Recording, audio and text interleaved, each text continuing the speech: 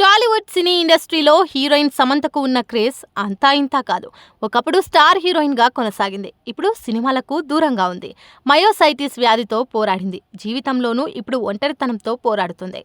నాగ చైతన్యతో విడాకులు తీసుకున్న తర్వాత అడుగడుగునా సమంతను సమస్యలు చుట్టుముట్టేశాయి. అభిమానులు కూడా సమంతకు అండగా నిలిచి మాట్లాడింది లేదు.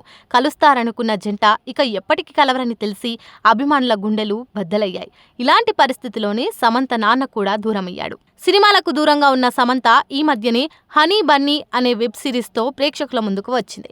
అయితే సినిమా గురించే కాకుండా సమంత పర్సనల్ లైఫ్ గురించి నిత్యం సోషల్ మీడియాలో ఏదో ఒక వార్త వినిపిస్తూనే ఉంటుంది. కొన్ని రోజుల ముందు వరుణ్ ధావన్తో సమంత డాన్స్ చేసిన వీడియో వైరల్ అయింది. ఇక ఇప్పుడు నాగ చైతన్య శోభితను పెళ్లి చేసుకోబోతున్నాడు. ఈ తరుణంలో మరోసారి సమంతపై వార్తలు నెట్టింట షికారు చేస్తున్నాయి. జ్ఞాపకాలు ఎప్పటికైనా గాయాలు కాకుండా పోతాయా? ఆ గాయాలు మానకుండా ఉంటాయా? చెప్పండి.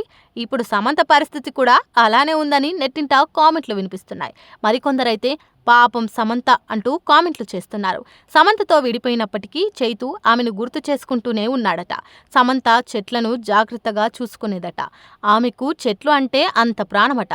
ఇక నాగ చైతన్య ఆమెలాగానే ఇప్పటికీ ఆమెకు ఇష్టమైన చెట్లను కంటికి రెప్పలా చూసుకుంటున్నాడట. ఇప్పుడు ఈ వార్తే సోషల్ మీడియాలో తెగ వైరల్ అవుతుంది.